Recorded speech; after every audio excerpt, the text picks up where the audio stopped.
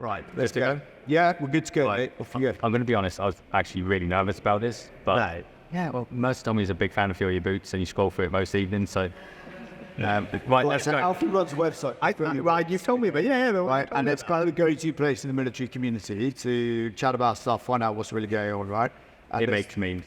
It makes funny memes about what's going on. But go on then, let's have the questions, Alfie. Hit us up. So why are we here today?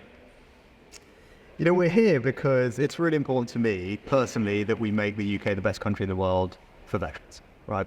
That's what it's about. That's why Johnny's sitting as first Veterans Minister in Cabinet, why we created the office, why we're going to have the first ever Veterans Bill, why we've championed, supporting people with their physical and mental health through Op Restore, Op Courage, while we've got Op Fortitude to help veterans with housing. But actually what today was about was making sure that we slightly shift the conversation away from the support that we provide, which is important and right, but actually recognizing that veterans are an incredible asset to our country. They have an enormous amount of skills and talent that we need to make sure businesses are aware of. And as Johnny said earlier, I think the best business decision any company could make would be to hire a veteran. And so we've announced a new program today called Op Prosper, which is going to make it easier for veterans to get connected with fantastic businesses in growth sectors and make sure that their skills and talents are all recognized.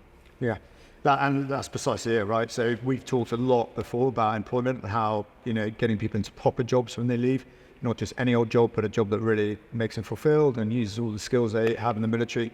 It's the first time government's ever put money into that and made it, for veterans who are outside the CTP program. And talk about things like a Veterans Bill. The UK's first Veterans Bill is going to be a massive moment. It's never happened before. And to enshrine all the work we've done in legislation. So it's an important day and an important moment. So how does Op Prosper work? Yeah, so Op Prosper is basically a £2.1 million program. There are 3 strands to it. The critical work goes around qualifications. A lot of people, will come out with their qualifications being CMT or combat medic and unable to get into the NHS. Or whether it's even, at the other end, where you're talking about being pilot or whatever it may be. I know pilots who have to pay, there's one here today, paid £30,000 to get the same qualifications in civil street. So one part of it is that. One part of it is about educating companies, because lots of companies want to employ veterans, right? But they don't know how to get over that hurdle. And there's a lot of misconceptions about it. And the other piece is around perspective, because as you and I talk all the time, actually, most people are greatly boosted by their military service, the best thing they've done. Having got veterans to understand that it's the best business decision for them to employ veterans. And that's a really crucial part. It's about changing the culture, right? We don't want companies to think, we should do this as part of our civic service, important as that is. This is a great business decision because veterans bring so much to the table in the skills and the experience and talents that they have. And that's why we want to, so the funding and the programs are great, but we've got to collectively make sure we change that culture. The other thing, actually, talking to people earlier, is making sure that we don't pigeonhole people and say, well, you've been in the armed forces, or you should go and do this particular job only. No. All the great industries, all the great jobs, we'll be lucky to have veterans. And that's what we're making sure that this program delivers. So it's fast-growing sectors, growth sectors, brilliant companies. We want them all involved in this. What sectors are you targeting with this? Well, you can, if you look at what are the primary ones we're going for, you look at mission renewable, which is the renewable sector, mission finance. So you've got some brilliant veterans programs at JP Morgan, Barclays and others, and making sure, the key thing, Alfie, to get across is that we know these programs have existed for a while, right? And we know that people get into it, largely who if you're an officer and you've got those links. The litmus test for us and all these veterans thing is Lance Jack leaving in Plymouth, right, with no connections, doesn't know where to go, that they can access these world-class programs that are in diverse career paths, like the Prime Minister said. That's always the test we've set ourselves. What does it feel like to be a veteran who's coming out? Not what we do at the top and put into the top of the machine. What does it feel like coming up for mental health support, employment, all the rest of it? And this is tackling that employment issue. And I think the other thing is we're going to bring the same rigorous professional approach that Johnny's brought to all the other things that we've done, Op Fortitude, Op Courage, being notable examples, and bring that to the employment pathway as well, and bring it all together. And we've been talking to people who have benefited, and you'll know people who have benefited from those programs, particularly Op Courage. And, that is because, Johnny's focused on making sure that we do these things properly, we do them rigorously, we do them well, so they can make a difference to how people actually feel. And now we're going to do that for employment too. So are you focusing on guys leaving now, or can this retrospectively? So you've got CTP, haven't you? Yeah. That does a lot of the transition programs owned by the MOD. We're focusing on those who've left, who are outside that bracket, how we can transfer their skills and their qualifications back into the workplace. As we know, having a job is the number one thing that will improve your life chances, irrespective of whether you are in addiction or you've got money problems or whatever it may be. Having a job is the number one factor that boosts your life chances, and that's the problem we're tackling. And it's also worth saying that we're starting from a good place, right? Actually, veterans' employment is at an all-time high. 89%. Right? Yeah, 89% 6 months after leaving, if you've engaged with the support. So we're starting from a good place, but we just want to turbocharge it, because that's it. That's obviously good for veterans, but also good for companies and good for the British economy, right? So if we can get this right, it's going to be fantastic for everyone. How can guys access it? So it's a collaboration between Forces Employment and Mission Motorsport. Right, so go to the Forces Employment website today. You can log on there as an employer or as a veteran, and make sure that you register your interest on there, and we'll get this going. Great guns. Okay, awesome. How are the other ops going? Good. Yeah, really good. Actually, we've just been hearing from people who have been benefiting from them, and that's really heartening, because ultimately this is not about what we might announce in Whitehall and Downing Street. It's about how people are experiencing it, how it changes their lives. And Pete was talking about how our courage has literally transformed his life. Yeah, Alfie, if you look at something like Fortitude, right, on homelessness, 435 of the most vulnerable, desperate veterans in this country who may be living under a bridge or in addiction services have been housed by the government under Op Fortitude, right? It's groundbreaking stuff. People can try and sort of malign it as much as they want, and so on. The truth is we've changed these people's lives, and we're doing that across the veterans spectrum. And you can only do that if you have people who authentically believe in looking after people once they've served the nation. As the Prime Minister alluded to with Obama, are we serving these people as they've served us? The answer has traditionally been no. Okay, that is changing under this Prime Minister. So, this one's for you, PM. Why is this actually important to you personally?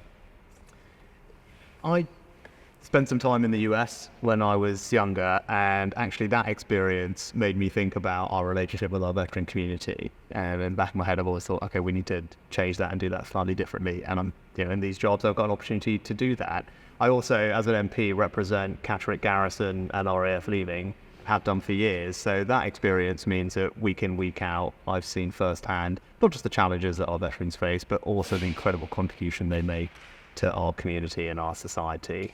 And so when I've had the opportunities, either as Chancellor, as Prime Minister, I've been delighted to back everything that Johnny's wanted to do so that we can truly make this the best place in the world to be a veteran. I think that's the right thing to do. That's the type of country that I believe in. That's the type of country that I want to try and build. And today is just another step towards that goal, right? Of course, we've got work to do. There'll always be work to do, but I think we've made great progress in the last few years. And you can reel off all the things that we've done, but fundamentally, this is personally important to me. This is what I believe in, and this is what I'm in politics to do.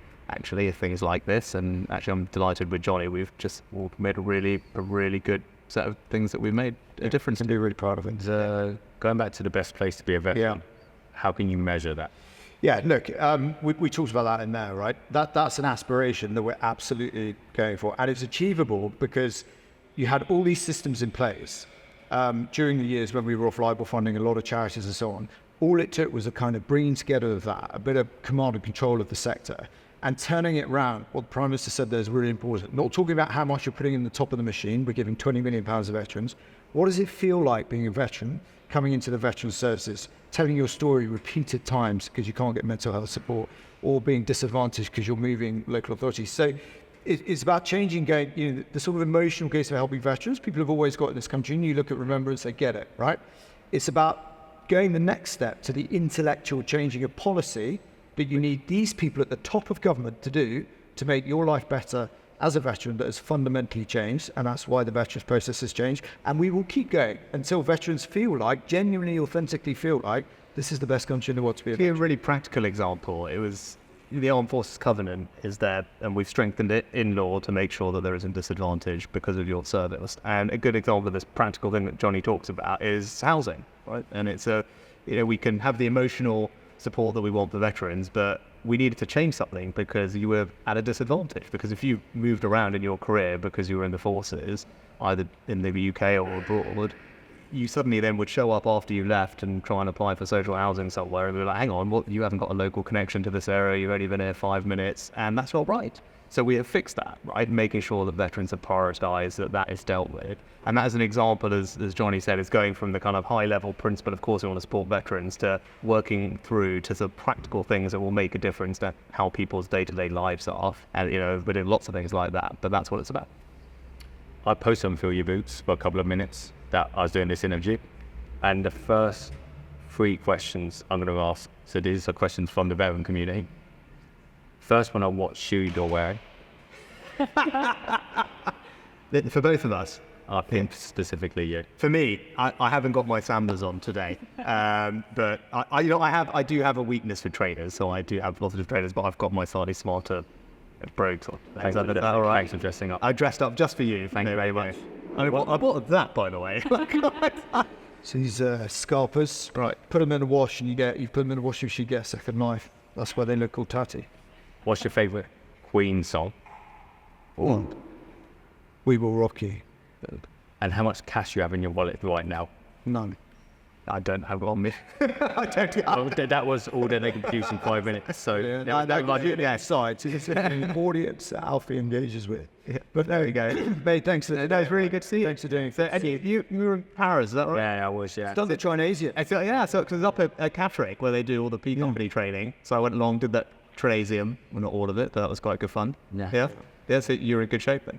Not anymore. No. Yeah. Did you do that? Did you do all of that? And that log race, the log race. the log race, which that sounded quite. Back then, was quite living in easy. Very Quite easy. That's only like 2.5 weeks, isn't it? Well, We'll get down to the command course. Yeah. I'm not going to get involved. the log was heavier, I think, up north. Really? Yeah. Was this wet? Right. Yeah. Thank you. Very nice to see you. Yeah, really good to see you. Nice to see you, buddy. All right. Yes. All the best.